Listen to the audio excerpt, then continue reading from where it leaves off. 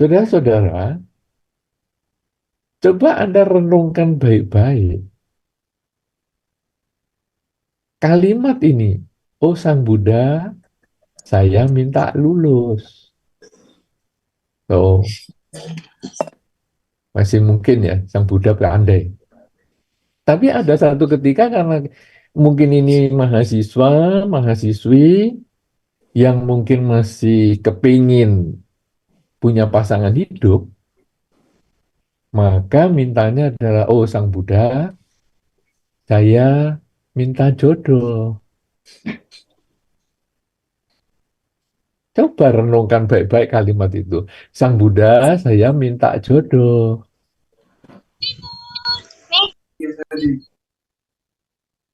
Kalau kita renungkan, Sang Buddha ini siapa?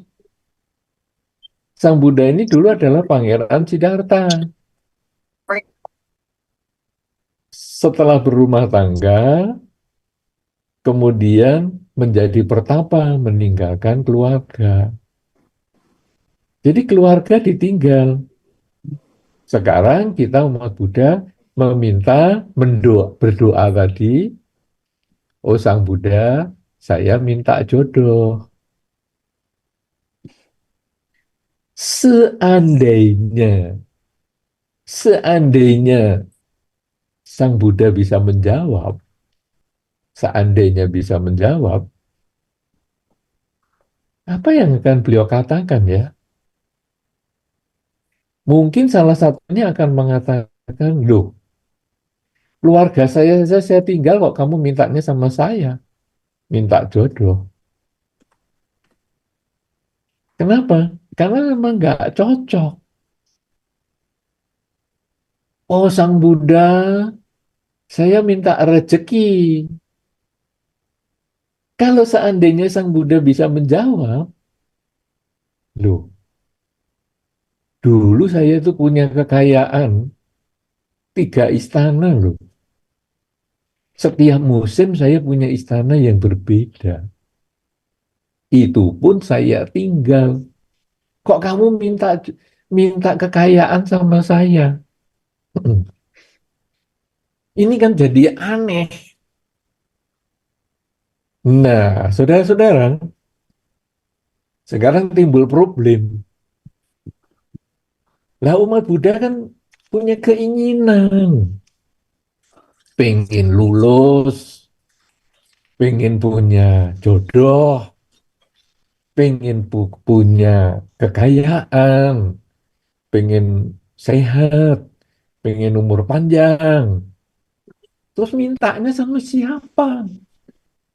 Kalau semuanya puja bakti, puja bakti, puja bakti, saya punya permintaan, kemana ini? Ya, jadi kita sebelum membahas mengapa doa sulit terkabul ini, kita bahas doanya dulu ini. Karena doa ini bagian dari budaya lingkungan di sekitar kita, bukan dari budaya Buddhis. Nah, sekarang kita doanya kepada siapa ini? Saudara-saudara,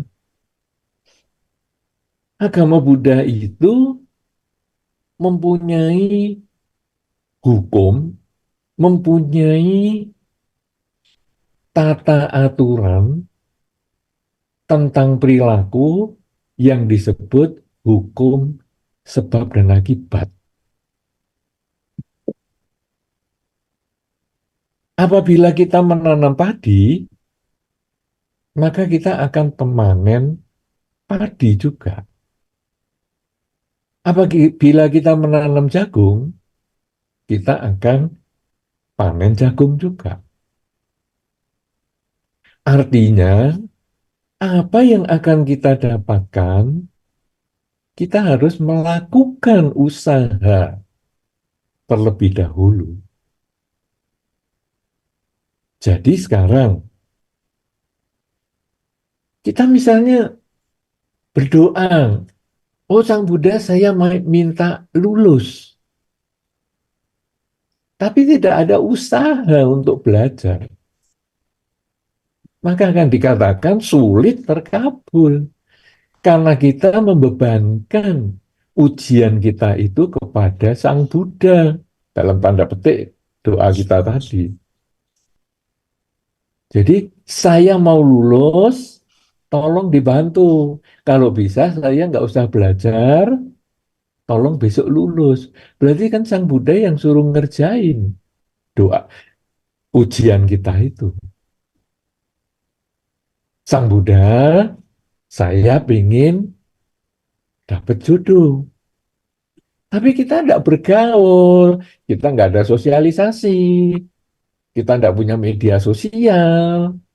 Jadi kita suruh Sang Buddha untuk menjadi datanglah jodoh. Ini kan tidak mungkin. Saya nggak tanam apa-apa, tapi saya dapat apa? Nggak mungkin. Ini kan bukan hukum alamnya.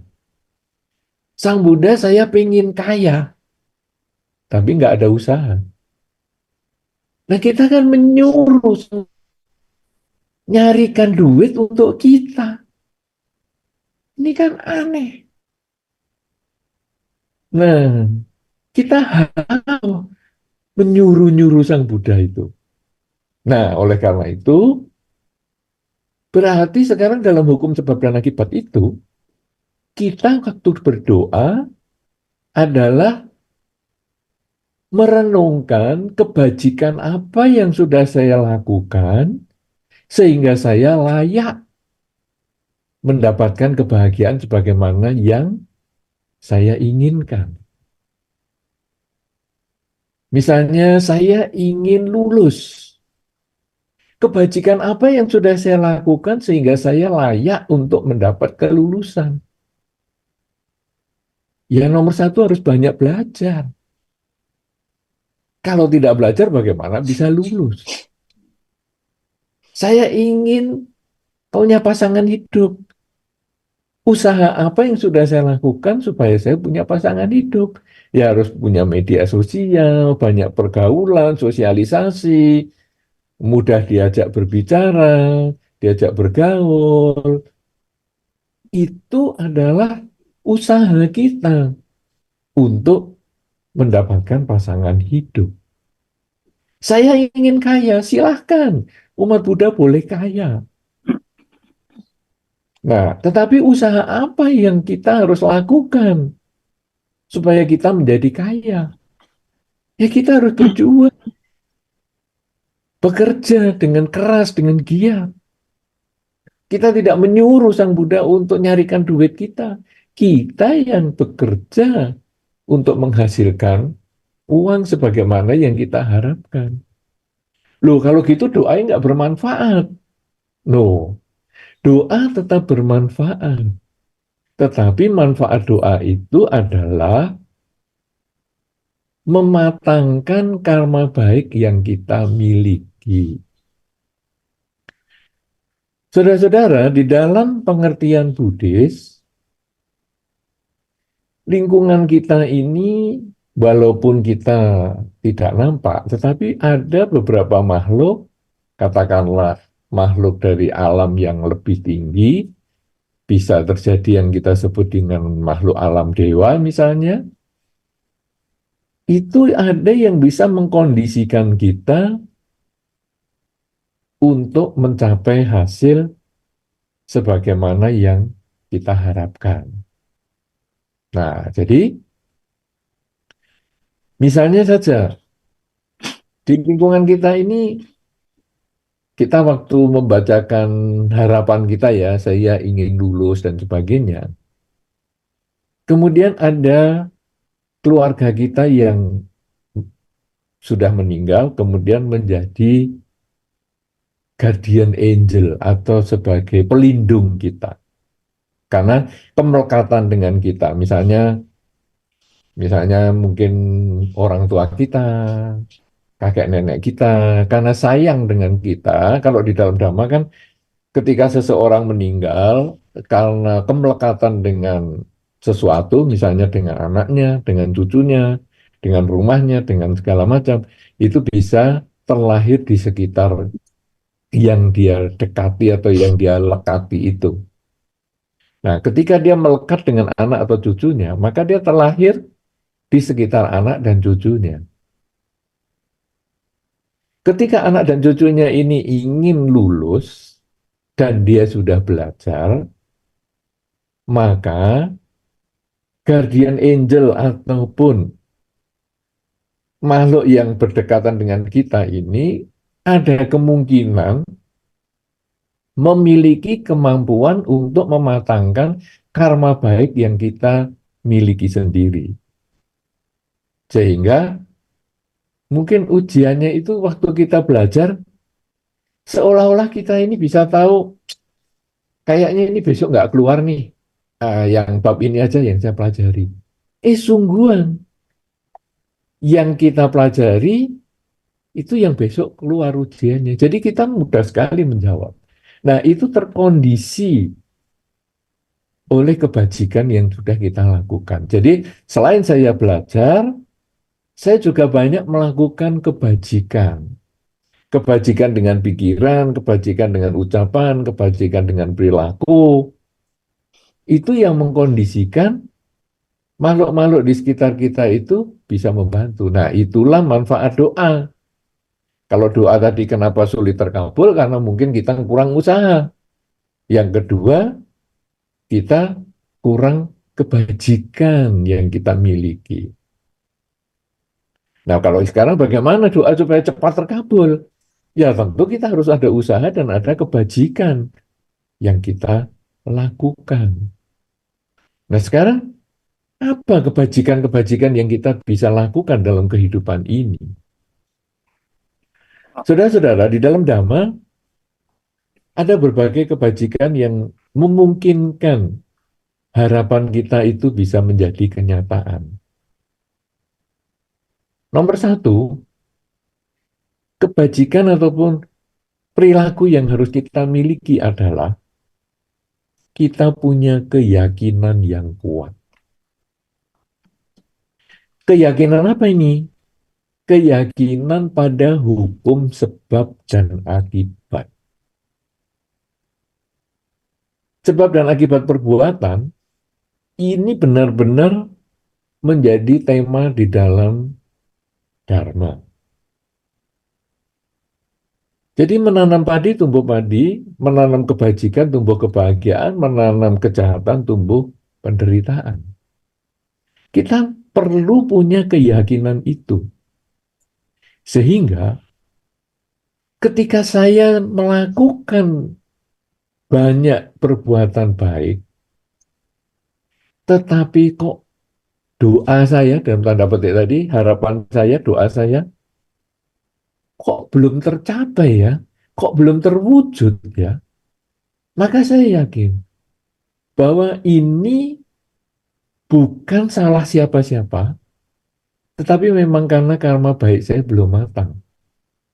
Bahkan ada yang mengatakan, wah banyak orang berbuat baik malah hasilnya penderitaan.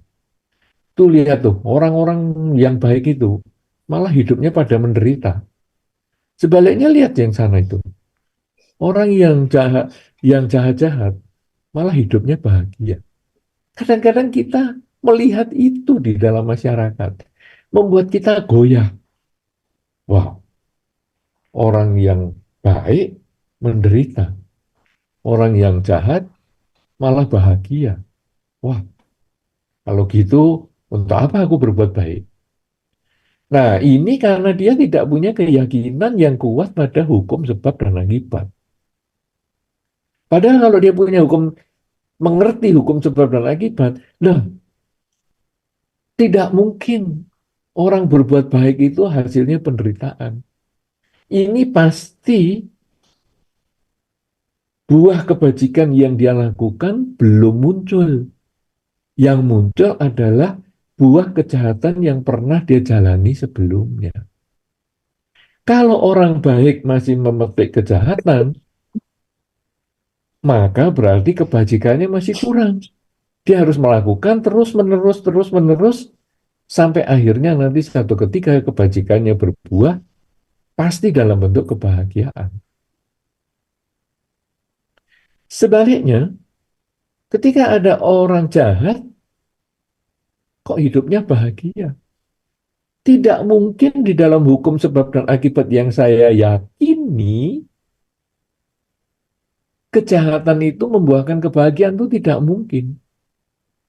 Cuman sekarang kejahatan yang dia lakukan belum matang buahnya. Yang masih dia petik adalah buah kebajikan yang pernah dia lakukan. Kalau sekarang dia berbuat jahat saja buahnya masih banyak ke yang baik, apalagi kalau dia menambah kebajikan. Maka tentu pada satu ketika kebajikannya dia ini buahnya akan muncul menyambung kebahagiaan-kebahagiaan yang sudah dia alami. Jadi saudara, prinsipnya sekarang bagaimana doa berhasil dengan keyakinan ini, kalaupun kita sudah baik masih menderita, jangan menghentikan kebajikan kita. Sudah baik saja masih menderita, apalagi saya berhenti. Saya harus teruskan berbuat baik. Sebaliknya ketika ada kejahatan dan tetap bahagia, maka kita renungkan. Jahat pun masih bahagia, apalagi kalau berbuat baik. Tentu menjadi lebih bahagia lagi. Inilah keyakinan yang kita harus miliki sebagai modal untuk doa kita tercapai ataupun terwujud harapan kita. Selain kita punya keyakinan, maka kita tentu harus memiliki usaha yang keras untuk mewujudkan harapan kita itu. Tadi saya sudah sampaikan, ketika kita ini misalnya mau lulus ujian, maka kita harus usaha belajar. Bukan hanya dengan berbuat baik, ya saya akan memberikan parcel untuk dosen saya. Ini kan saya berbuat baik, tapi nggak belajar. Ya susah ya lulusnya, itu malah menyuapkan. Kan nggak bener ini. Jadi saya mau ngasih parcel, silahkan. Tapi saya juga harus belajar. Kemudian saya ingin dapat pasangan hidup, ya usaha tadi. Dengan membuka sosialisasi kita seluas-luasnya, bergaul ke masyarakat seluas-luasnya. Saya ingin kaya, ya saya harus bekerja keras semaksimal mungkin. Nah, tapi kebajikan itu juga dilakukan. Jadi kebajikan karena kita yakin bahwa kebajikan itu membuahkan kebahagiaan, kemudian kita ada usaha untuk mendukung kebajikan yang kita miliki, kebajikan itu seperti membuat kita ada kesempatan ya. Jadi ada di dalam Dhamma disampaikan bahwa kesuksesan itu muncul kalau ada usaha dan ada buah karma baik atau buah kebajikan. Jadi di dalam Dhamma disampaikan begitu. Artinya apa? Anda sering melihat di dalam masyarakat orang yang usahanya keras, kerja keras pagi siang malam kerja terus, seumur hidup dia banyak kerja, tapi nggak sukses. Anda tentu sering melihat di masyarakat seperti itu. Di sisi yang lain, Anda juga sering melihat bahwa orang yang baik perilakunya, baik ucapannya, baik cara perbuatannya ataupun cara berpikirnya, tapi yang nggak sukses. Jadi ada yang kerja keras nggak sukses, ada orang baik nggak sukses. Kenapa? Karena kesuksesan itu harus gabungan keduanya. Baik dan kerja keras. Kerja keras ini kalau ditambah dengan kebajikan, dia akan membuka kesempatan. Jadi misalnya kerja kerasnya itu kemudian dia akhirnya dihubungi dengan orang yang bisa meningkatkan kualitas ekonominya, kemandirian ekonominya dengan lebih baik dan sebagainya, perkenalannya dengan orang menjadi lebih banyak dan sebagainya. Nah, jadi kebajikan ini membuka jalan, memberi kesempatan untuk usaha itu berhasil. Nah, sekarang selain punya keyakinan, kemudian kita juga punya usaha yang keras, maka kita sekarang punya kualitas batin, yaitu punya rasa malu untuk melakukan hal yang buruk. Saudara-saudara, terutama kita umat Buddha, kita hendaknya masing-masing menjaga perilaku kita sebagai umat Buddha. Karena umat Buddha ini adalah sebetulnya tidak terlalu banyak di dalam masyarakat. Kadang-kadang ada loh dalam satu keluarga yang umat Buddha cuma kita sendiri satu, itu juga ada. Keluarga kita yang lain, orang tua kita, kakak, adik mungkin bukan Buddhis, ya ada. Ada yang keluarga kita, kakak, adik, orang tua kita Buddhis, tetapi dalam masyarakat yang bukan Buddhis. Sehingga di RT kita atau kecamatan kita cuma satu, keluarga kita yang Buddhis. Itu ya ada. Ada juga masyarakat Buddhis, komunitas Buddhis, yang di lingkungannya tidak terlalu banyak umat Buddhanya juga. Itu ya ada. Nah, saudara-saudara, lingkungan kita yang bukan Buddhis, itu kalau melihat kita, itu seperti contoh ajaran Sang Buddha itu bagaimana diterapkan oleh umatnya. Karena mereka tidak banyak ikut pembacaan parita seperti yang tadi dilakukan oleh para mahasiswa yang tergabung dalam OBM ini. Mereka tidak ikut dalam kebaktian. Mungkin mereka juga tidak banyak membaca buku-buku agama Buddha. Mereka mungkin juga tidak nanti menonton dokumentasi acara ini. Tidak punya kesempatan ataupun ya tidak begitu berminat. Tetapi mereka melihat orang-orang Buddhis itu bagaimana di lingkungannya. Kalau di lingkungannya orang-orang Buddhis ini baik, maka dia punya kesan agama Buddha itu baik. Tapi kalau dia melihat umat Buddha ini kelakuannya kok jelek ya, entah satu orang ataupun keluarga Buddhis ataupun ke satu komunitas Buddhis kok jahat-jahat dan sebagainya, orang lalu melihat agama Buddha ini jelek. Nah, jadi artinya saudara, kita masing-masing ini adalah wakil agama Buddha. Kalau di dalam bahasa yang lebih keren, kita ini sebetulnya adalah Dharma Duta. Masing-masing kita adalah Dharma Duta. Dharma Duta bukan hanya penceramah. Dharma Duta bukan hanya penulis buku. Tapi Dharma Duta itu kita masing-masing ini. Dengan perilaku kita, cara berbicara kita, kemudian cara berpikir kita. Jadi, selain kita punya keyakinan yang kuat tentang hukum sebab dan akibat, kita ada usaha yang keras untuk menanam kebajikan, maka yang ketiga tadi adalah kita harus punya rasa malu untuk melakukan kejahatan. Hal yang tidak baik dengan perilaku, tidak baik dengan ucapan, tidak baik dengan cara berpikir, karena kalau saya melakukan hal yang tidak baik tersebut, bukan hanya saya yang terkena pengaruhnya, tetapi agama Buddha juga terpengaruh. Sehingga saya kalau berbuat baik dengan pikiran, ucapan, dan perilaku, saya juga membantu meningkatkan nama baik agama Buddha. Tetapi kalau saya kurang bisa menjaga perilaku saya, maka saya juga mengurangi nama baik agama Buddha. Oleh karena itu, saudara-saudara, itu menjadi satu tanggung jawab bagi kita bersama untuk menjaga nama baik agama Buddha, yaitu dengan malu berbuat hal yang tidak baik.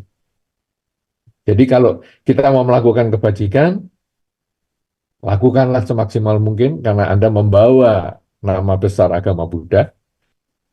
Tapi kalau mau berbuat kejahatan, ingat baik-baik, tahan, jangan lakukan, karena kita juga membawa nama besar agama Buddha. Kalaupun bukan agama Buddha yang besar, keluarga kita pun terbawa. Nama leluhur kita pun terbawa. Karena kalau kita berbuat baik, biasanya keluarga ataupun lingkungan akan mengatakan, anaknya siapa tuh ya kok baik banget ya? Nah, jadi keluarga kita terkena itu. Anaknya siapa nih? Kelakuannya baik, cara berbicaranya baik, cara berpikirnya baik, anaknya siapa ini? Tapi kalau kelakuan kita buruk, yang kena juga keluarga. Anaknya siapa sih? Jelek sekali orang itu. Wah, kasihan ya. Papa mamahnya sebaik itu kok anaknya begini. Itu kalau papa mamahnya baik. Tapi kalau papa mamanya tidak baik, ya pantas lah anaknya memang seperti itu. Lah memang papa mamanya juga begitu. Lah itu memang kejahatan warisan keluarga itu seperti itu. Akhirnya kita akan menjelekkan keluarga kita juga dengan perilaku kita ini. Nah, oleh karena itu, punyailah rasa malu karena Anda berbuat sesuatu. Anda tidak terlepas dari lingkungan Anda. Anda berbuat sesuatu yang baik maupun buruk, selalu digabungkan dengan komunitas. Nih komunitas Buddhis kok kayak gitu kelakuannya. Wah, kalau komunitas Buddhis memang pantas ini kelakuannya gitu. Kita ada komunitasnya, ada keluarga juga begitu. Wah, keluarganya siapa ini? Kelakuannya gitu. Mantap nih keluarga yang baik. Kita terbawa seperti itu. Oh, ini bangsa Indonesia ya, kelakuannya wah bagus banget nih.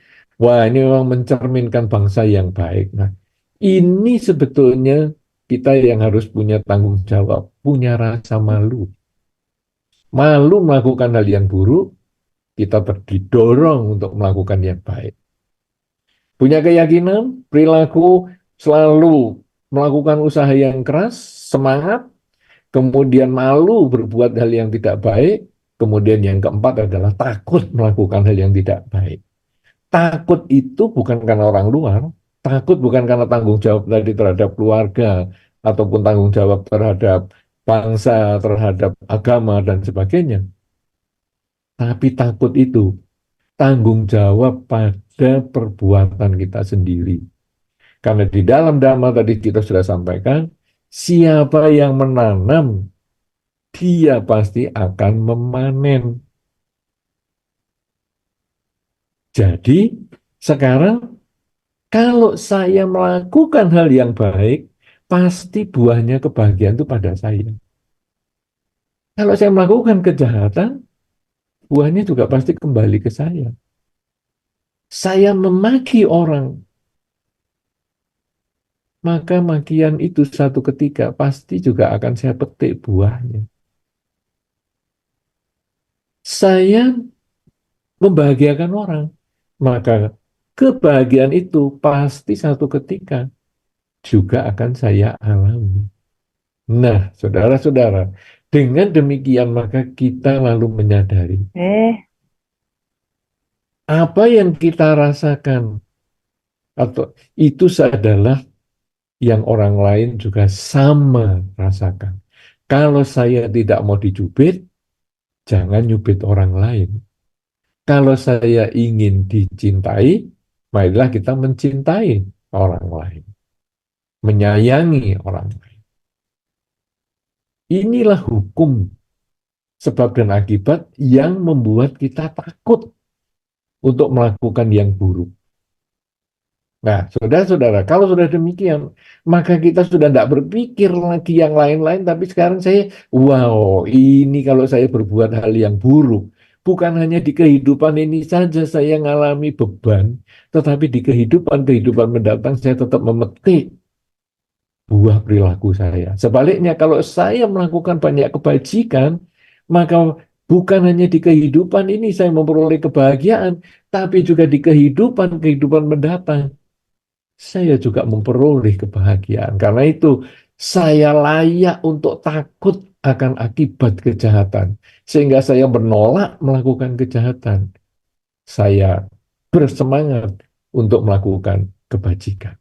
Nah, Saudara-saudara, kalau kita sudah punya keyakinan, kita punya semangat untuk berbuat, kemudian kita punya rasa malu untuk melakukan kejahatan, takut akan akibat kejahatan, kemudian sekarang saya harus punya perhatian yang kuat, konsentrasi yang kuat pada apa yang saya lakukan, saya ucapkan, dan saya pikirkan.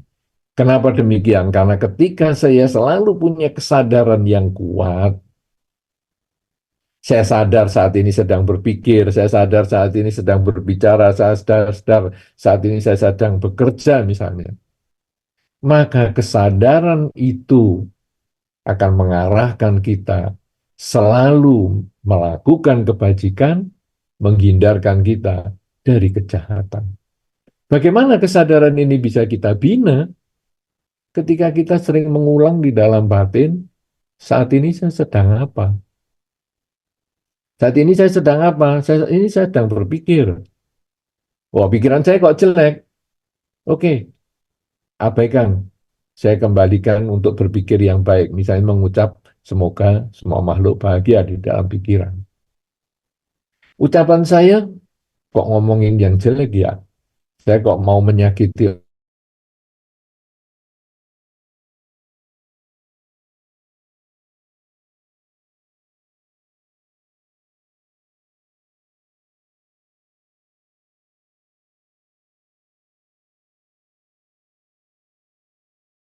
kejahatan. Saya harus hentikan. Saya sadar saya sedang berpikir baik. Ayo kembangkan pikiran baik yang positif ini.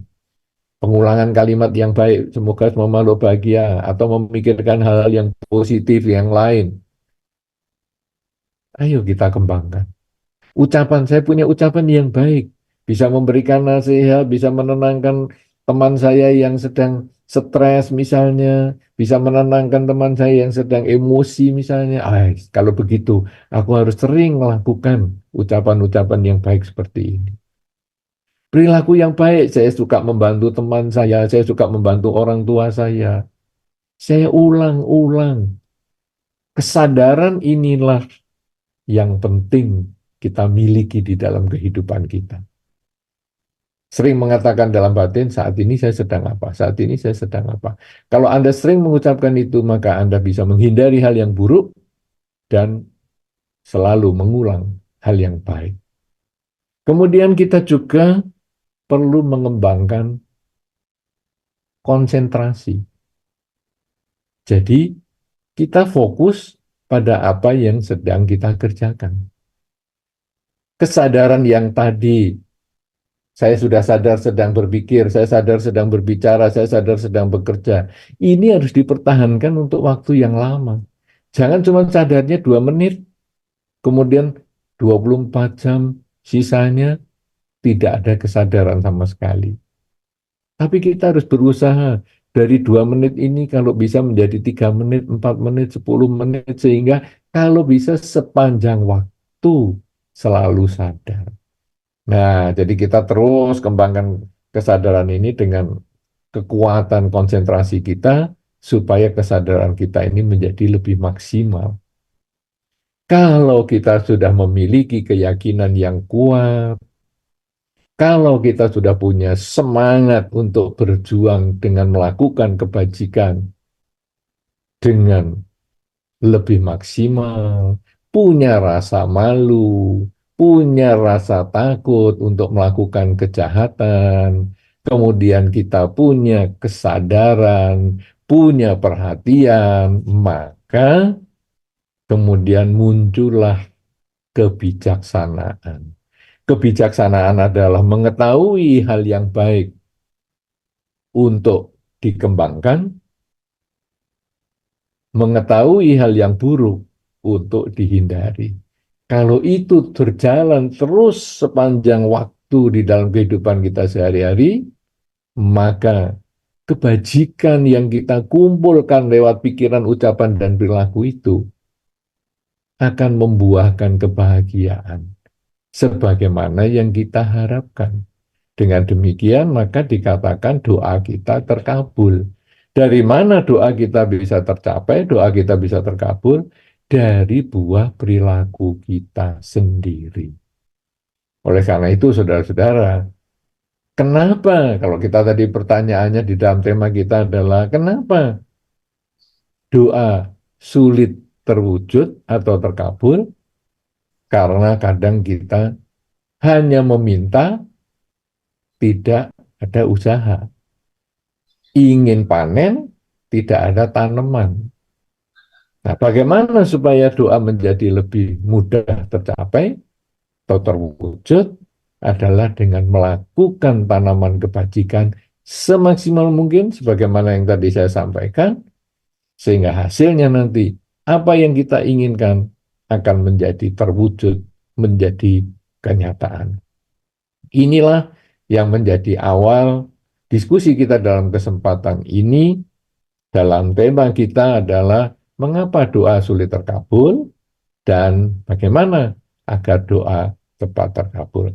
Mudah-mudahan ini bisa memancing diskusi yang menarik untuk pendalaman agar kita juga memahami bahwa doa bukan bagian dari budaya Buddhis, tapi kita lebih cocok dengan puja bakti. Memuja, menghormat, tapi sekaligus juga berbakti, mewujudkan penghormatan kita dalam perilaku kebajikan di kehidupan sehari-hari, karena kita masing-masing adalah bertanggung jawab sebagai Dharma Duta yang membantu melestarikan Dhamma di kehidupan sehari-hari. Terima kasih dan saya kembalikan kepada pembawa acara kita. Terima kasih, semoga bermanfaat.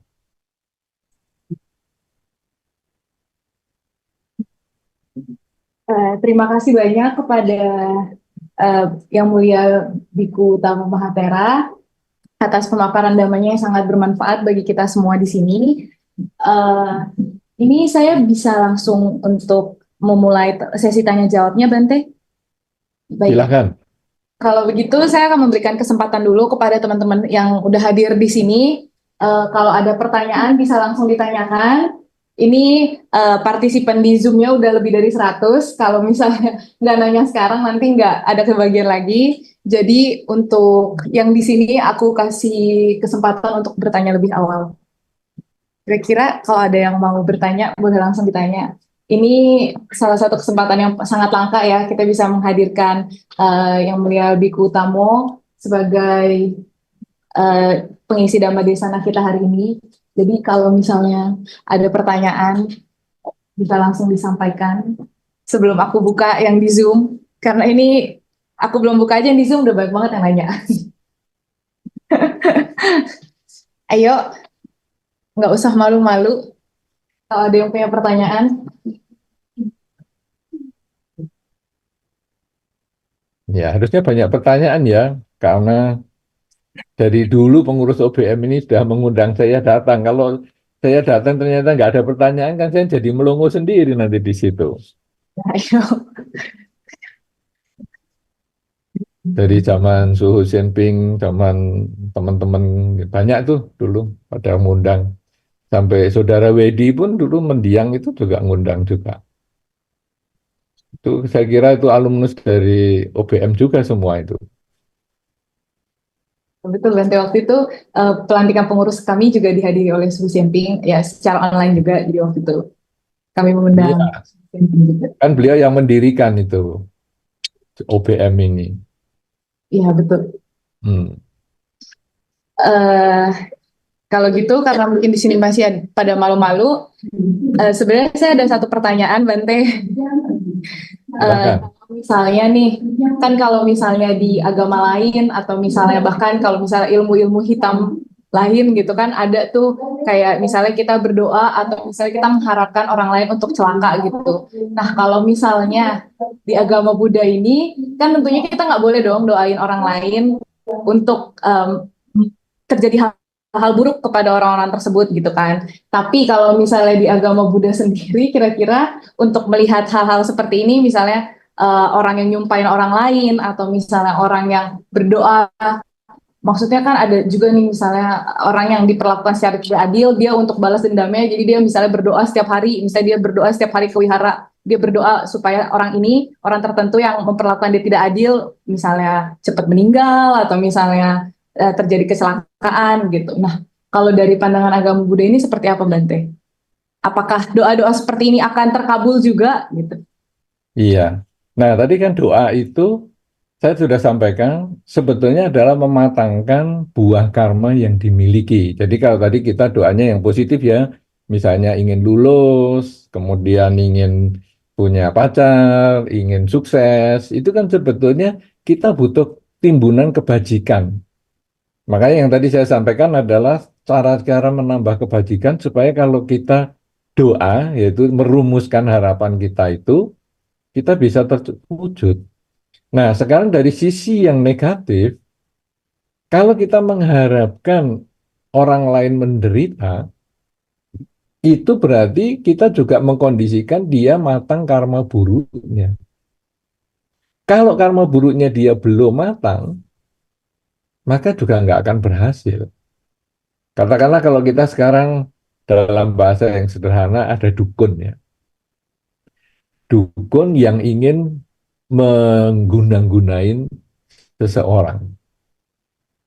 Katakanlah ini dukun paling ngetop lah, nggak mungkin meleset guna-gunanya. Itu bisa saja satu ketika kok nggak kena. Biasanya kena nih kalau mau saya bikin sakit bisa sakit. Mau sakit berapa di program, sakitnya 3 hari bisa, sakitnya 5 hari bisa, seminggu bisa. Biasanya selalu bisa. Kenapa sih ini kalau saya guna-guna kok nggak bisa? Nah, apa sebab? Karena yang lain itu ketika diguna-guna supaya sakit 3 sampai 5 hari atau seminggu itu, karena karma buruknya mendukung. Jadi orang yang diguna-guna itu sudah punya timbunan karma buruk yang dipercepat matangnya sesuai dengan pengharapannya. Nah, sebaliknya yang tadi kok meleset nih kenapa? Karena karma buruknya belum mencukupi. Masih banyak karma baiknya. Sehingga guna-gunanya dikatakan, kalau dalam bahasa tema kita, tidak terkabul. Doa negatifnya tidak terkabul. Kenapa? Karena karma buruknya tidak mencukupi. Nah, sekarang tadi Anda bertanya, saya umat Buddha, saya mendoakan orang supaya dia menderita. Bagaimana ini? Ketika saya berpikir untuk membuat dia menderita, saya sudah bikin karma buruk sebetulnya. Jadi sebelum saya mendoakan dia buruk, saya sudah karma buruk dulu di pikiran. Kemudian tadi dikatakan, wah tiap hari baca parita untuk biar si A sakit misalnya. Berarti dia mengulang-ulang karma buruknya ini sepanjang hari. Kalau si A itu tidak sakit karena karma baiknya banyak, si A-nya tidak sakit, kitanya sudah berbuat karma buruk terus. Jadi yang satu ketika kita akan memetik buah karma buruk kita sendiri tadi. Si A belum sakit, kita sakit sendiri. Makanya ada yang mengatakan doa yang jelek kalau kepada orang baik balik. Anda kan pernah dengar juga tuh istilah semacam itu kan? Nah, kenapa? Karena yang mendoakan jelek itu dia sudah berpikir jelek dulu, berbicara jelek, berperilaku jelek. Apalagi dia ngomongkan sama orang lain, itu loh aku doain itu biar dia mati umurnya pendek dan lain-lain. Itu sudah berpikir jelek terus. Nah, kalau seandainya si A itu memang punya timbunan karma baik, wah dikatakan doanya dia terkabul. Tapi artinya apa? Dia sudah berpikir jelek, dia melakukan perbuatan buruk terus, akhirnya si A sakit dan dia bahagia. Bahagia di atas penderitaan makhluk lain. Dia berbuat buruk lagi. Akhirnya dengan mendoakan orang berbuat buruk itu atau mendoakan orang jelek itu, dia berbuat buruk, dan berbuat buruk. Tapi sekarang ada teman Anda yang sakit, si A sakit. Kemudian Anda mendoakan supaya si A sembuh. Anda bisa bayangkan itu. Ketika Anda melihat teman Anda sakit, Anda, aduh kasihan ya. Ah, ayo kita bikin kumpul-kumpul bacakan doa untuk bersama supaya dia sembuh. Nah, Anda sudah mendukung pikiran yang positif. Kemudian Anda mengajak teman-teman Anda untuk membaca doa bersama-sama. Berarti Anda mengkondisikan teman-teman berbuat baik. Anda sudah berbuat baik lagi. kemudian si A itu sembuh sungguhan teman Anda karena timbunan karma baiknya sudah mencukupi. Dan Anda berbahagia, teman-teman Anda juga berbahagia. Itu yang kita si A yang kita doakan itu akhirnya sembuh. Anda berbuat baik lagi. Nah, jadi kalau sudah berpikir begitu, kita pun timbul kebijaksanaan kan? Enaknya mau milih apa? Mau memilih saya mengharapkan si A sakit atau saya mengharapkan si A sembuh? Lah, tapi saya nggak benci sekali sama si A. Benci sama si A, renungkanlah keyakinan tadi. Yang pertama kan kita punya keyakinan ya, sebelum tadi tentang usaha yang penuh semangat tadi, keyakinan bahwa saya tidak cocok dengan si A. Ada kemungkinan karena tanaman karma buruk di kehidupan yang sebelumnya. Kalau begitu, kenapa saya harus di kehidupan ini saya menanam karma buruk yang baru? Sudahlah, enggak usah. Dulu saya lahir ya enggak kenal dia, masa sekarang enggak kenal dia juga menderita. Ya sudahlah, abaikan aja. Nah kan kita bisa berpikir netral begitu, daripada menjahati dia. Tapi begitu ada yang ingin kebahagiaan, ayo kita lakukan doa bersama-sama. Itu yang akan mengkondisikan kita hidup bahagia. Begitu kira-kira apa cukup atau masih kurang penjelasan saya? Cukup Bente, sudah sangat cukup. Hmm. Terima kasih banyak Bente. Untuk pertanyaan selanjutnya dari teman kita di sini juga ada yang mau bertanya lagi. Ayo silakan. Jadi kan aku pernah ditanya temanku yang agama ini, mereka ingin eh, tahu tentang agama Buddha. Terus mereka bertanya bahwa pencipta kalian tuh siapa? Karena waktu itu kan kita ke restoran, terus mau pesan makanan, terus tapi ikannya itu masih hidup. Terus aku bilang aku nggak makan, gitu. Karena di agama kami itu termasuk membunuh. Terus mereka kayak nggak percaya gitu. Mereka bilang Tuhan menciptakan kita karena kita anak kesayangan mereka gitu. Terus mereka tanya siapa yang menciptakan kalian? Terus yang mau saya tanya itu gimana cara yang benar untuk menjelaskan kepada mereka yang belum mengerti tentang ajaran ini. Ya, sebetulnya jawabannya ini agak panjang ya. Jadi kalau Anda pada saat itu, siapa yang menciptakan kalian? Yang menciptakan saya ya orang tua saya lah. Nah, orang tua itu siapa yang menciptakan? Ya, kakek nenek. Kakek nenek yang menciptakan siapa? Ya, dan seterusnya. Nah, kita balik jawab dia toh. Nah, kalau kamu yang menciptakan siapa? Nah, dia akan ada yang ngomong, ini tuh si sang pencipta. Sang pencipta yang menciptakan siapa coba? Kan semua ada yang menciptakan. Nah, sang pencipta yang menciptakan siapa? Nah, kan akhirnya malah jadi perdebatan. Terus perdebatan, lah ini kan ikannya jadi dingin, ini nggak jadi dimakan dong. Nah, jadi akhirnya kita enggak sampai kita harus membahas seperti itu. Kita ngomong saja konsep Dharma itu tidak sama. Agama Buddha itu bukan penciptaan. Cuman begini ya, di dalam hidup ini saya itu mengukur dengan diri saya. Kalau saya tidak ingin dicubit, saya jangan nyubit orang. Artinya apa? Ketika binatang ini masih hidup, jangan saya menjadi pelaku pembunuhan. Karena saya pun dibunuh juga tidak mau. Nah, kalau sekarang kita berbicara tentang pencipta, nanti jadi panjang. Dikatakan bahwa ikan itu diciptakan untuk kebutuhan manusia. Bagaimana kalau sekarang harimau makan manusia? Siapa tahu harimaunya itu juga punya konsep bahwa manusia diciptakan untuk dimakan harimau.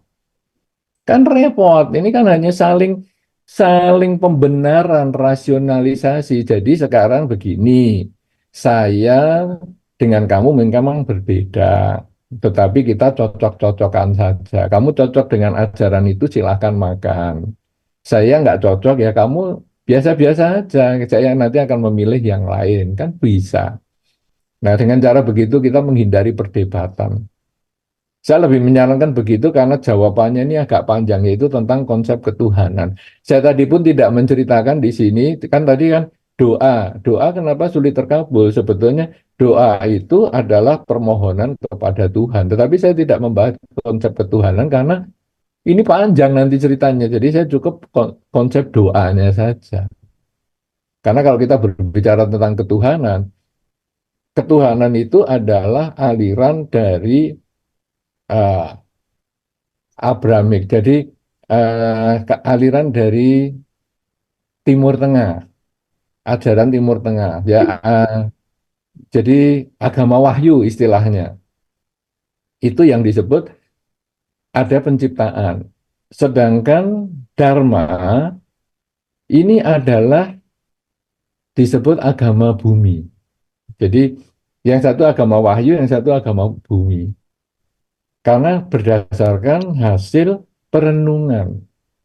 Buddha dan Hindu ini adalah agama bumi, sehingga berbeda dasarnya. Kita tidak bisa temukan, kita hanya ada kecocokan. Agama itu bukan benar dan salah. Kita memilih agama Buddha bukan karena agama Buddha benar, agama yang lain salah. Bukan.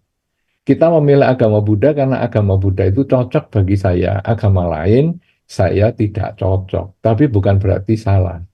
Ibaratnya sekarang, saya suka makan nasi goreng. Tapi bukan berarti yang makan bukan nasi goreng salah. Tidak. Yang makan nasi rawon, nasi soto itu tidak salah. Cuman saya tidak cocok.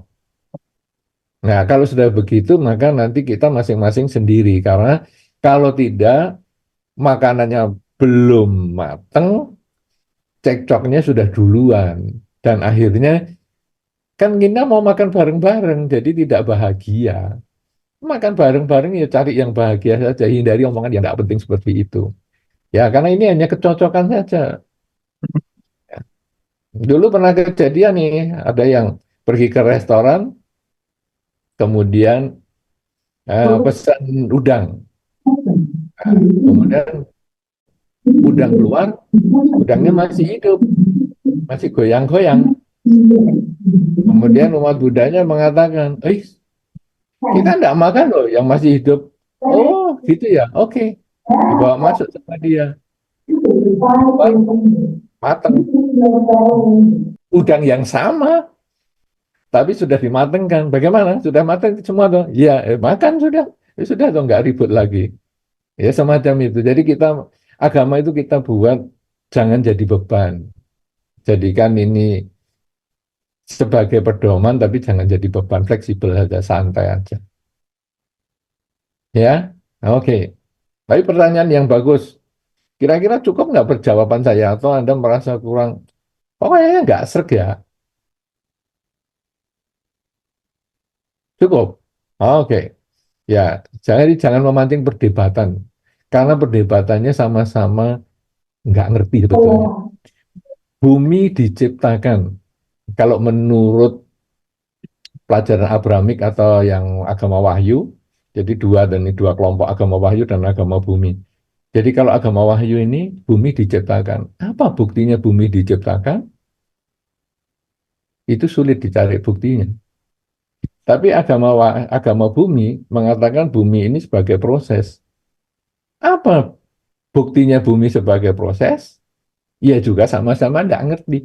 Makanya di dalam Dhamma dikatakan pembahasan semacam ini sudah tidak membawa kesucian, menghabiskan waktu, kebenarannya nggak jelas. Karena bumi ini kalau menurut Dhamma sudah muncul tenggelam kiamat terbentuk sudah puluhan kali sehingga tak terhingga waktunya. Jadi sulit untuk diketahui awal mulanya. Ya, gitu ya. Oke. Baik, terima kasih banyak Bante. Ayo, ada lagi yang dari sini mau tanya? Oke, silakan.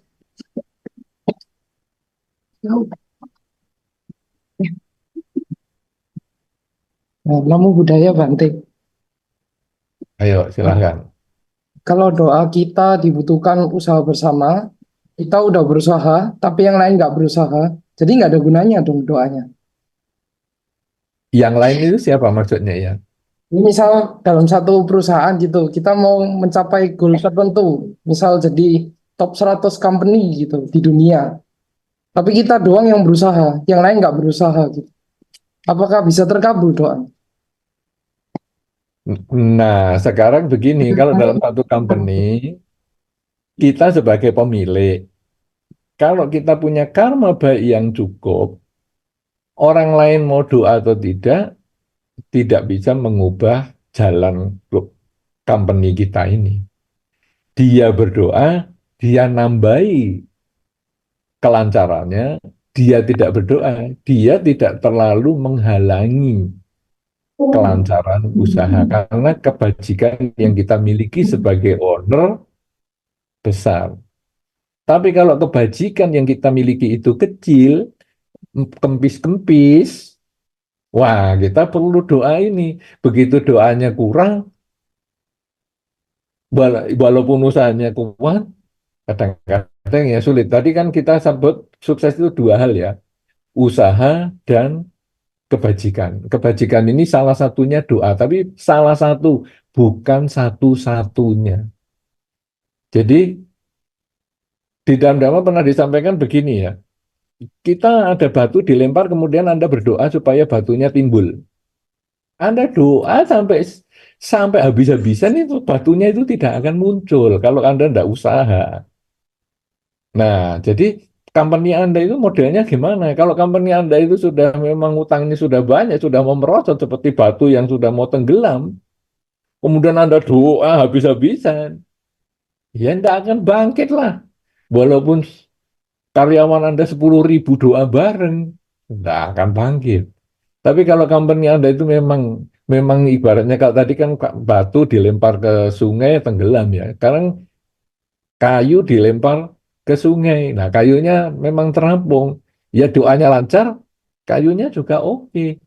Jadi semua juga ada tergantung pada kebajikan yang kita miliki juga sebagai ownernya.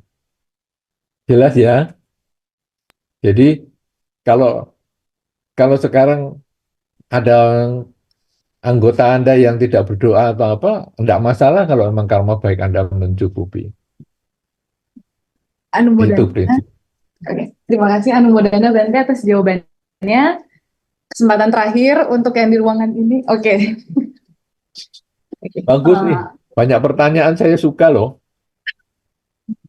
Padahal aku mau tanya kalau misalnya kita kita nggak bermaksud untuk berbuat karma buruk itu, tapi kita dengan tidak sengaja menyakitkan orang lain, apakah itu termasuk karma buruk kita? Karma itu adalah niat. Dengan kalimat Anda tidak sengaja, berarti Anda tidak punya niat. Dia marah sama saya. Ya, saya enggak bisa mencegah ya. Sekarang begini, saya nawari orang makan. Ya, ini karena kebetulan kan memang lingkungan ini kayaknya enggak ada yang puasa kan ya. Ini walaupun bulan puasa, misalnya kita nawari makan. Ya, ini kan bulan puasa, tapi saya ambil contoh makan. Ini yang paling gampang. Eh, ayo makan-makan. Itu kan netral ya. Atau malah mungkin yang mengajak makan itu adalah pikirannya positif. Makan-makan. Tapi kalau dipandang negatif, bisa. Orangnya lalu marah. Dikiranya saya kalau nggak ke sini nggak bisa makan ya. Loh, saya bagaimana bisa mengendalikan orang nggak sakit hati? Itu kan benar-benar di luar kekuatan saya, di luar kehendak saya. Jadi saya, maaf ya kalau sampai tadi saya misalnya menyinggung kamu, dianggap kamu kalau nggak ke sini nggak bisa makan, maaf ya. Tapi saya sebetulnya tidak punya niat untuk itu, berarti Anda nggak salah. Tapi kalau memang Anda tahu, kayaknya dia ini memang butuh makan. Belum makan tahu kamu, ayo makan-makan sini. Ya, seolah-olah Anda itu memang menghina, merendahkan. Nah, itu berarti Anda punya niat memang negatif, karma buruk. Karma adalah niat. Kalau Anda tidak punya niat, tidak. Misalnya Anda duduk di kursi nih, kemudian ada semut mati karena Anda duduki. Anda tidak melakukan pembunuhan. Karena pembunuhan itu Anda tahu ada makhluk, ada niat untuk membunuh dan ada usaha melakukan dan akhirnya mati makhluknya. Tapi kalau Anda tidak tahu dan Anda duduk tahu-tahu ada semut atau ada kupu-kupu atau apa, Anda tidak melakukan pembunuhan. Begitu ya. Semua tergantung niat. Makanya benar-benar jaga kesadaran Anda. Sadar saat ini saya sedang apa itu penting sekali tadi yang salah satu syaratnya supaya ketika saya sadar, saya kok mau nyakiti orang ya. Nah, ini tahan. Saya kok ingin membantu membahagiakan orang ya. Ayo lakukan itu. Itu kesadaran pikiran, ucapan dan perilaku. Oke? Berarti Bante, logikanya kalau bisa kita bisa menyakiti orang, misalnya kita mau nginjek kaki orang 50% kuat, tapi ternyata orangnya nggak sakit sama sekali, berarti tetap aja karmanya buruknya itu yang kita niatnya kita mau nyakitin dia 50% itu dong, walaupun dia nggak sakit sama sekali. Atau ternyata tiba-tiba kita 50% tapi ternyata dia kakinya kebetulan lagi sakit, dia tambah sakit banget yang sakit banget, tapi karma buruk kita cuma 50% itu dong. Ya, karma itu urusannya dengan pribadi Anda. Jadi, Anda niatnya ada 50% untuk menyakiti makhluk lain atau teman Anda atau siapapun tadi. Itu sudah karma Anda. Dia tidak sakit, itu urusannya dia. Berarti niat buruk Anda tidak berhasil. Dia kesakitannya lebih daripada yang Anda harapkan. Berarti karma buruk Anda ya bertambah karena Anda lebih bahagia. Ternyata hanya 50% aja Anda sudah kayak gitu. Anda malah karma buruknya bertambah tuh. Karena Anda bahagia di atas penderitaan makhluk lain. Kan di dalam Karania Metta Sutta kan ada. Jangan karena marah dan benci mengharap makhluk lain menderita, kan? Terima kasih Bante. Anumodana Oke. Bante atas jawabannya, terima kasih. Ayo di sini. Masih ada yang mau bertanya? Oke, silahkan. Kalau budaya Banten, saya mau bertanya, kalau misalkan kita sudah melakukan usaha semampu kita untuk menggapai sesuatu, terus kalau dalam agama Buddha, sebenarnya kalau ketika kita berdoa itu ucapan seperti apa yang sebenarnya kita utarakan untuk maksudnya buat karma baik yang usaha kita ini sama kumpulan karma baik kita ini bisa berbuah gitu. Kalau kita ingin mencapai sesuatu. Ya, ini yang penting. Ini yang tadi memang masih saya belum sebutkan. Rumusan doa apa yang paling tepat? Ya, ini yang tadi belum saya sebutkan dan Anda sudah nangkep baik sekali. Jadi kalau sekarang kita umat Buddha ini doanya gimana ya? Nah, doa kita adalah semoga dengan kebajikan yang sudah saya lakukan sampai saat ini dapatlah membuahkan kebahagiaan kepada saya dalam bentuk lulus ujian, punya pasangan hidup, usaha lancar, orang tua sehat, panjang umur, dan lain sebagainya. Jadi, kita merenungkan kebajikan yang sudah kita lakukan dengan harapan semoga dengan kebajikan yang sudah saya lakukan lewat pikiran, ucapan, dan perilaku tadi akan membuahkan kebahagiaan dalam bentuk, nah ini Anda isi sendiri. Itu rumusan doanya. Jadi di depan patung Sang Buddha atau tidak ada atau apapun juga, kita tidak penting itu karena yang kita rumuskan adalah kebajikan kita sendiri. Yaitu kalau dalam pelimpahan jasa kan sering ada juga itu. Kalau mungkin Anda pernah disampaikan tentang pelimpahan jasa, yaitu bahwa semoga dengan kebajikan yang saya lakukan lewat pikiran, ucapan, dan perilaku akan membuahkan kebahagiaan untuk mendiang si A, si B, si C. Nah, sekarang semoga dengan kebajikan yang sudah saya lakukan lewat pikiran, ucapan, dan perilaku akan membuahkan kebahagiaan kepada saya dalam bentuk ujian lulus, pekerjaan lancar, punya pasangan hidup, dan seterusnya, dan seterusnya. Itu yang tadi tidak saya jelaskan untuk memancing apakah Anda memahami yang saya sampaikan. Mantap. Bagus. Anumodana, terima kasih Bante. Ayo, di sini ada lagi yang mau bertanya? Ada lagi? Ada lagi di Cukup banyak ruangan. ya yang kumpul di situ. Wah, Lumayan sama Bante aja. ya, ada sekitar kita lebih dari 30 Bante. Wow, ini yang Shanghai saja ya. Iya betul Bante, yang di Shanghai aja. Yang dari Beijing nggak kumpul sama Enggak, Guangzhou karena ya? kan emang beda. Iya, Guangzhou, Beijing itu beda kota kami. Jadi sekarang ini kami posisinya lagi di Shanghai. Jadi yang bisa datang ke sini yang dari Shanghai aja. Kan Beijing sama Guangzhou kan bisa lewat Zoom kumpul. Kayak Eh, dulu Taiwan kan juga pernah begitu. iya Taiwan betul dulu Bante, kami. dulu Taiwan kumpul juga dengan salah satu dari Tiongkok loh. Ini kayaknya tadi yang tanya itu pernah saya ketemu waktu online juga dengan Taiwan loh.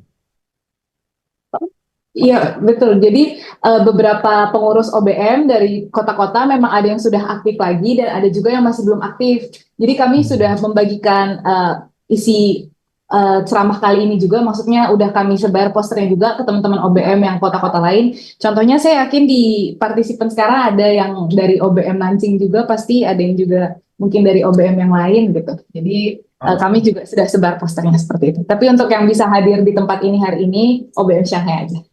Terima kasih banyak, Bente. Ya. Ada lagi pertanyaan untuk teman-teman yang di sini? Udah ya? Kalau gitu, oke. Saya memberikan kesempatan kepada teman-teman yang di Zoom sekalian. Tadi itu udah beberapa aku lihat udah ada yang raise hand, ada juga yang chat dari kolom chat.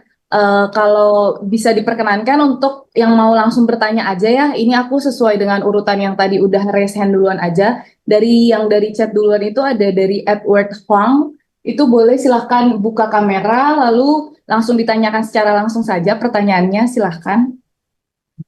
Gimana caranya? Gimana caranya? Dia dia unmute dulu. Eh, kepada saudara Edward Huang bisa dipersilahkan kalau masih ada untuk nggak ada ya.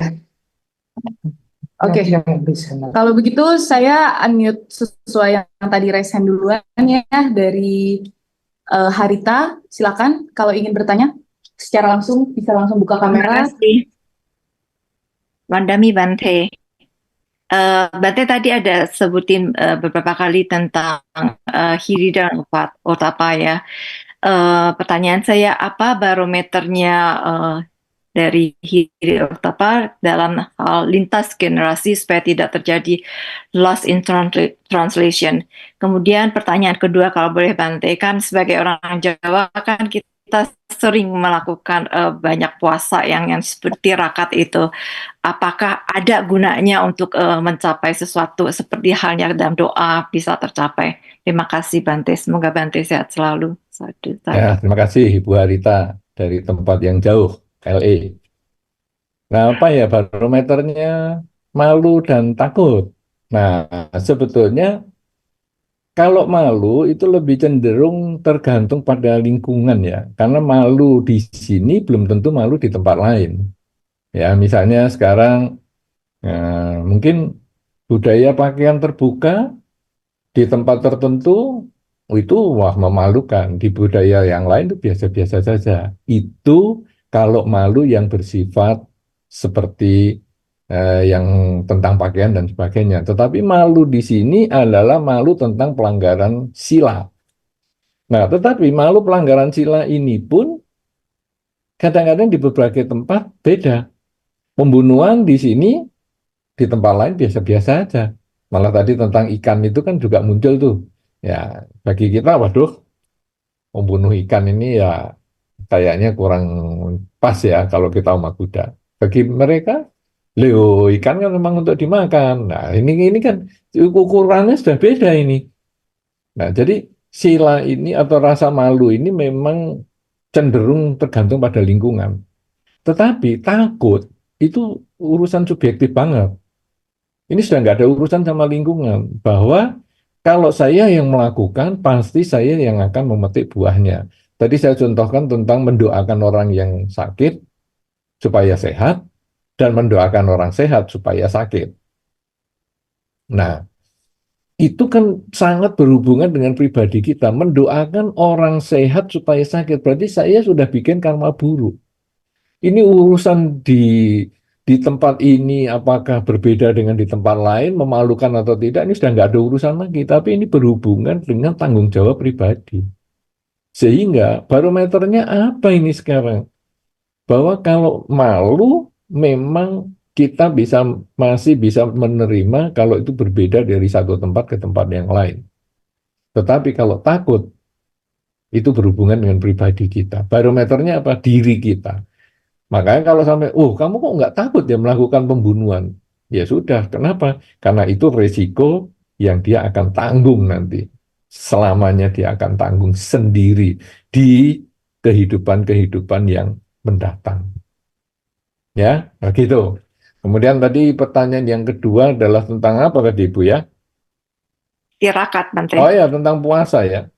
Bagaimana ya tentang puasa menurut agama Buddha ini? Sebetulnya agama Buddha ini kan banyak berbicara tentang puasa. Kalau kita jalankan 8 sila, 5 sila ini kan masih biasa ya. Tidak membunuh, tidak mencuri, tidak berzina, bohong, dan mabuk-mabukan ini biasa. Tapi kalau sekarang menjalankan 8 sila, tidak melakukan perzinahan itu kemudian berpuasa, berhubungan suami istri loh, pada hari kita melaksanakan 8 sila. Makanya bukan kami sumi cacara, tetapi abrahmacariya. Sila yang ketiga itu. Berpuasa, menjalankan hubungan suami istri.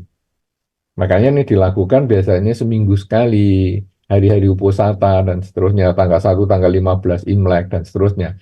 Kemudian yang keenam, berpuasa setelah jam 12 siang. Nah, berpuasa itu artinya adalah bahwa saya ada makanan tapi tidak makan. Saya ada pasangan hidup tapi saya tidak menggunakan fasilitas yang saya biasa lakukan. Kemudian yang ketujuh ya, itu adalah berpuasa, nonton tari-tarian, melakukan kesenangan-kesenangan, wangi-wangian dan sebagainya. Ada tapi saya tidak melakukan. Jadi puasa itu sebetulnya adalah pengendalian diri. Pengendalian diri berarti mengurangi ketamaan, mengurangi kebencian. Dan itu menjadi satu dasar perilaku konsep dharma. Konsep dharma adalah mengurangi ketamaan, kebencian, dan kegelapan batin. Jadi berpuasa adalah melakukan upaya mengurangi ketamaan, kebencian, dan kegelapan batin. Jadi apakah bermanfaat? Ya bermanfaat. Apakah itu bisa mendukung terkabulnya doa? Ya karena mengurangi ketamaan, kebencian, kegelapan batin itu adalah melakukan kebajikan, maka itu berfungsi juga untuk mempercepat karma baik berbuah dalam bentuk yang diharapkan. Begitu, Bu Harita, mudah-mudahan bisa bermanfaat. Anumodana Bante, semoga Bante sehat selalu. Sadu, sadu, sadu. Ya, semoga Ibu juga sehat bahagia ya. Baik, kesempatan diberikan selanjutnya kepada Saudara Jedika. Jedika Ciangga, dipersilahkan untuk langsung open cam dan langsung bertanya.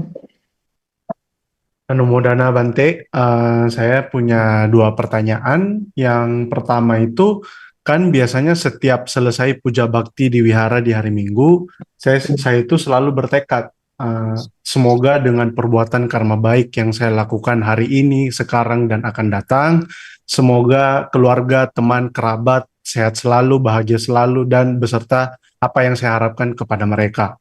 Nah, pertanyaan saya, sebenarnya boleh nggak sih kita tetap bertekad orang lain itu bisa juga mendapatkan buah karma baik yang kita lakukan saat ini, sekarang, dan akan datang.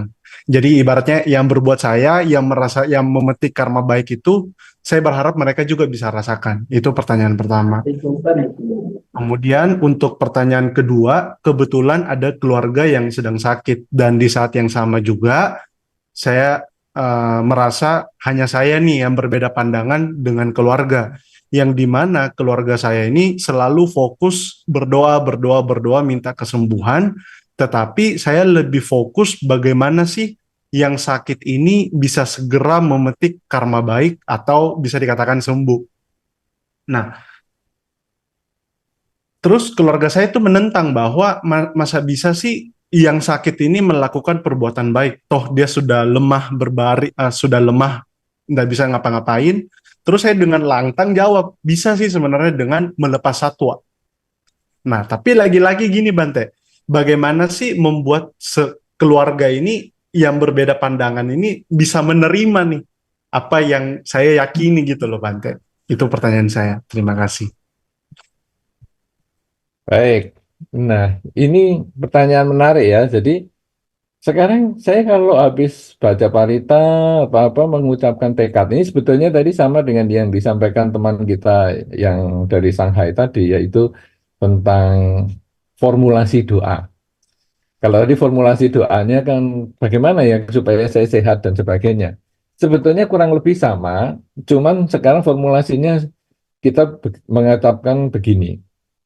Semoga dengan kebajikan yang sudah saya lakukan hari ini, ya, di masa sekarang maupun masa depan tadi yang Anda sampaikan, masa depan sebetulnya Anda belum melakukan kebajikan loh ya. Mungkin Anda lebih cocok ya, mungkin dari kehidupan-kehidupan yang lampau sampai saat ini akan membuahkan, akan mengkondisikan karma baik si A berbuah dalam bentuk seperti ini. Misalnya karma baik, eh, semoga dengan kebajikan yang sudah pernah saya lakukan, dengan dana sila dan samadhi dari kehidupan-kehidupan yang lampau sampai saat ini akan mengkondisikan karma baik orang tua saya berbuah dalam bentuk sehat dan panjang umur. Kita hanya bisa menyampaikan seperti itu, tetapi nanti orang tua kalau punya karma baik yang mendukung, karena doa ini tadi kan sebetulnya mengkondisikan karma seseorang berbuah ya. Kalau orang tua punya karma baik yang mendukung, maka dia bisa berbuah. Kenapa? Karena kita kan anaknya si orang tua ini. Karena kita punya karma baik, maka orang tua jadi panjang umur kan kita juga karma baiknya berbuah. Nah, tetapi kalau orang tua ini karma baiknya kurang mendukung, ya tentu saja doa itu menjadi tidak tercapai. Jadi kita juga memahami itu kan, karena tadi di dalam keyakinan itu kita yakin pada hukum sebab dan akibat. Bahwa saya sudah melakukan yang terbaik, kalau nggak ada hasilnya, ya ini tentu karena karmanya yang belum berhasil atau belum mendukung. Ya, ini bisa untuk orang lain. Tapi ini adalah bagian dari tradisi ya. Jadi di dalam ajaran agama Buddha, sebetulnya yang ada hanya pelimpahan jasa untuk orang yang meninggal. Yaitu semoga dengan kebajikan yang saya lakukan akan membuahkan kebahagiaan untuk mendiang si A. Tetapi formulasi itu di dalam masyarakat sering diubah untuk orang yang hidup, yaitu mengkondisikan karma baik si A berbuah dalam bentuk seperti ini. Kemudian pertanyaan yang kedua tadi tentang keluarga yang sakit. Kemudian yang satu senang berdoa dan Anda ingin melakukan pelepasan makhluk misalnya, kalau orang lain tidak setuju, Anda berilah Anda sebagai contoh saja. Kenapa? Karena Anda masing-masing ini kan Dharma Duta, punya tanggung jawab sebagai Dharma Duta. Kalau belum bisa dijelaskan, ya Anda memberi contoh, tidak usah emosi. Sama dengan tadi urusan makan ikan hidup atau mati tadi. Nanti akhirnya kita malah berdebat, ego kita yang meningkat, malah tujuan kita tidak tercapai, dan pandangan tentang agama Buddha menjadi negatif. Agama Buddha kok maksain ya? Nah, ini kan kita menjadi jelek agama Buddhanya. Justru kita mengatakan, oke, kalau kamu nggak mau pelepasan makhluk, nggak apa-apa. Dengan berbagai macam alasan, silahkan, nggak apa-apa. Saya akan melakukan sendiri supaya si A yang sakit ini memperoleh kesembuhan sesuai dengan keyakinan yang saya miliki. Itu kan sama dengan kalau kita berdoa di perusahaan atau di mana kan mengatakan, marilah kita berdoa sesuai dengan keyakinan masing-masing. Kan kita nggak maksa. Marilah kita berdoa sesuai dengan keyakinan saya. Awas ya, yang lain jangan ikut-ikutan. Ya, kan nggak mungkin. Jadi ya sesuai dengan keyakinan masing-masing. Saya keyakinan saya melepaskan makhluk. Kalau Anda nggak yakin, ya nggak usah. Nggak lakukan, nggak apa-apa. Begitu ya. Cukup jelas ini terjawab? Oke. Oke, Nama Mudana. Anda bagus sekali itu. Namanya. Oke, silahkan. Terima kasih Bante. Hmm. Yang tanya banyak, waktunya tinggal pendek. Bagaimana ini solusinya? Eh, mohon tanya Bante, kira-kira sampai jam berapa bisanya?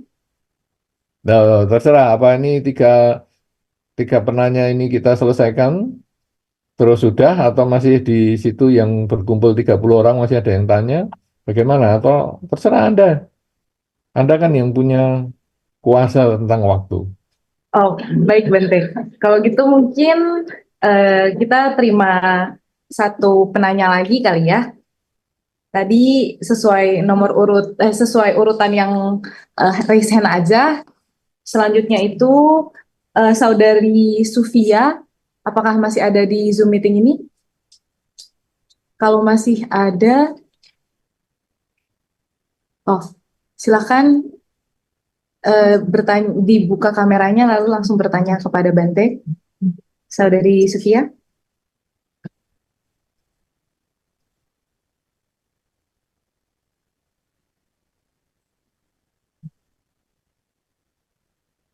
Selamat siang, Bante. Bante, saya kan di kantor tuh kan ada temen sebelah. Soalnya kedengaran nggak, Bante? Dengaran, silakan. Begitu kan saya mikir, sebelah saya ini kan agar nggak cocok gitu, Bante, sama saya. Saya pernah mikir, nggak tahu sih ini antara doa atau kebetulan ya. Kalau seandainya dia dimutasi ke lantai 8, saya bagus juga nih. Nggak tahu, ternyata kelamaan tuh terjadi. Jadi dimutasi ke lantai 8. Ya saya kan seneng dong. Wah, syukurlah dia pindah ke lantai 8. Jadi saya mikir, ini saya pikiran saya agak jahat atau emang kebetulan gitu Bante. Makasih Bante. Iya, sebetulnya doa ini kan artinya Anda mengulang-ulang, Anda serius, semoga teman saya ini segera pindah ke lantai yang lain. Nah, itu namanya doa. Tapi kalau hanya sepintas, aduh aku kok nggak seneng ya sama si A ini. Sudahlah, mudah-mudahan nanti pindah ke lantai 8. Ya, itu sih sebetulnya hanya ketamaan sesaat pada kenyamanan, tapi kan nggak dipindah pun sebetulnya ya nggak masalah. Kan itu bukan suatu karma buruk yang berulang. Saat kita mengharap dia pindah, sebetulnya itu ada bagian karma buruknya. Tapi belum sampai yang terlalu kuat. Gitu. Jadi saya Hmm. jadi mikir, oh apa kebetulan apa ada karma buruknya juga. Cuman saya juga ngerasa emang kalau nggak ada dia sebelah tuh agak ngerasa nyaman karena gitu orangnya super kepo Bante. Jadi setiap kali tuh saya Ya, pikiran saya tuh jelek terus sama dia gitu. ya, itu urusan lain ya. Dia kepo atau enggak terserah. Kita tidak bisa Hmm. ngatur orang lain. Yang kita bisa atur adalah diri kita. Jadi sikap kita kepada dia gimana? Sikap kita misalnya ya sudahlah, saya kumpul sama dia karena memang ada karmanya. Ya kalau memang karmanya sudah selesai, ya dia pasti akan berada di tempat yang berbeda. Entah saya yang di Hmm. tempat lain atau dia yang di tempat yang berbeda. Dan akhirnya memang karmanya selesai, maka dia akhirnya pindah ke tempat yang lain. Oke.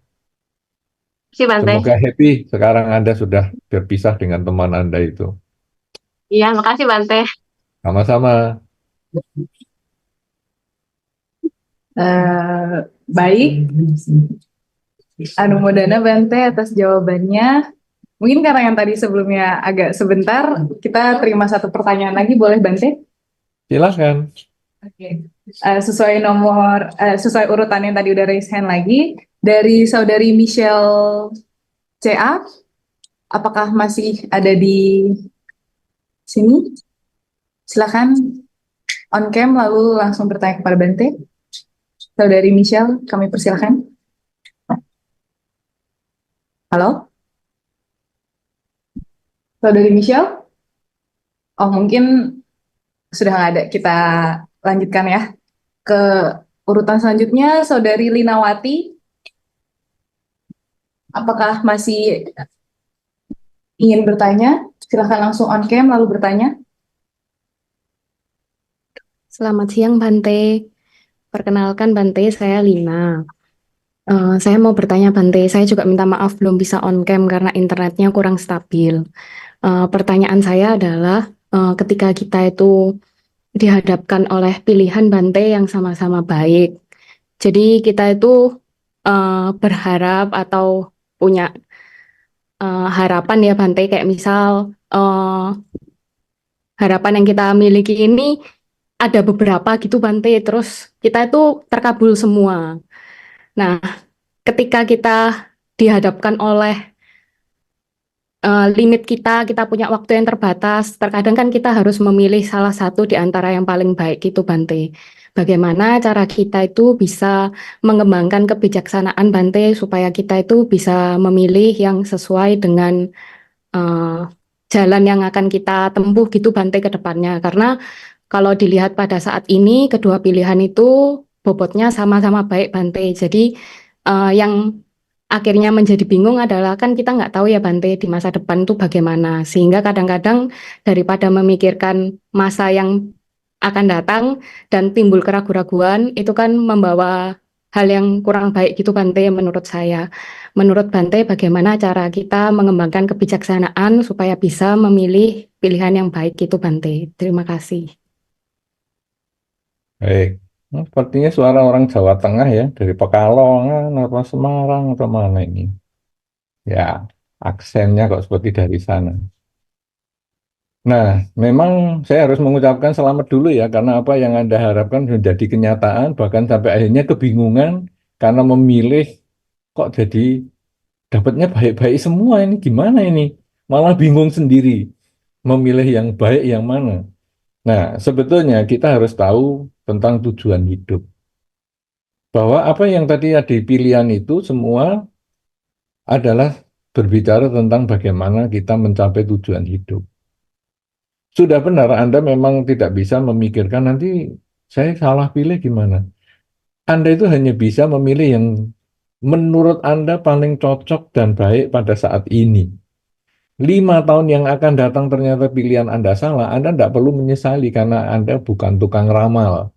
Kalau tukang ramal sudah tahu 5 tahun yang akan datang akan terjadi apa. Itu pun ramalan dengan memperhitungkan saat ini yang belum tentu terjadi juga. Tetapi bagi kita yang bukan tukang ramal, maka kita hanya bisa memilih yang terbaik saat ini. Kalau ternyata pilihannya benar, maka berarti Anda ya termasuk berbahagia karena karma baik Anda mencukupi untuk mewujudkan tujuan hidup Anda yang lebih baik lagi. Tapi kalau ternyata pilihan Anda salah, Anda juga harus merenungkan bahwa memang saya bukan tukang ramal, sehingga pada saat itu dulu saya putuskan, saya menganggap itu yang terbaik. Jadi, bagaimana saran saya? Sekarang ada 2 pilihan yang baik, sama-sama baik. Lalu Anda lihat dengan tujuan hidup Anda. Kalau sama-sama mengikuti tujuan hidup Anda, sama-sama ini mendukung tujuan hidup Anda, lalu Anda mempertimbangkan, kalau saya memilih A, ini positifnya apa, negatifnya apa. Kalau saya memilih B, positifnya apa, negatifnya apa. Negatif yang paling kuat saya tanggung, itulah yang saya pilih. Jadi saya tidak berbicara tentang yang baik-baik, tapi saya berbicara tentang yang risikonya. Risiko terburuk yang saya sanggup, itu yang saya pilih. Misalnya sekarang saya memilih pasangan hidup. Dua-duanya orangnya baik. Dua-duanya sama-sama ganteng. Dua-duanya sama-sama kaya, karena ini kebetulan yang tanya adalah perempuan ya, jadi saya berbicara seperti itu. Ya, dua-duanya ganteng, dua-duanya pandai kerja, dua-duanya kaya. Wow, milihnya susah ya ini ya. Nah, tapi sekarang kita berbicara tentang kejelekan mereka. Kejelekan mereka apa? Yang satu suka terlambat, yang satu cerewet. Apa yang harus saya lakukan? Kalau saya orangnya gupuan atau saya ini suka gelisah, maka kalau saya ketemu dengan orang yang suka terlambat, saya bisa stres. Jadi saya milih yang agak cerewet saja. Tapi kalau saya agak setengah cuek orangnya, saya dimaki ya santai, saya bisa senyum-senyum. Ya saya juga milih yang cerewet ini. Jadi Anda tinggal memilih yang paling jelek yang menurut Anda bisa Anda tanggung. Saya memang kalau kerja agak lambat. Kalau gitu saya memilih yang sering terlambat saja. Saya biasanya kalau make up agak lama dan sebagainya, ya sudahlah saya milih yang terlambat. Karena sama-sama gantengnya, sama-sama kayanya, sama-sama pinter kerjanya, Anda jadi bingung milih yang baik ini. Anda pilihlah negatifnya dan yang paling Anda tahan untuk bisa jangka panjang. Mungkin itu salah satu caranya ya. Tentu banyak sekali, tapi karena waktunya juga sudah mepet sekali, saya kira mudah-mudahan ini bisa menjadi sedikit pedoman untuk Anda memutuskan hal yang sama-sama baiknya tadi. Saya kira demikian, terima kasih. Saya kembalikan kepada pembawa acara kita yang luar biasa. Anumodana, terima kasih banyak Bante atas pertanyaannya dan semoga bermanfaat bagi kita semua. Kalau begitu, kita karena waktunya sudah mepet juga, kita akhiri aja di sini. Terima kasih banyak Bante.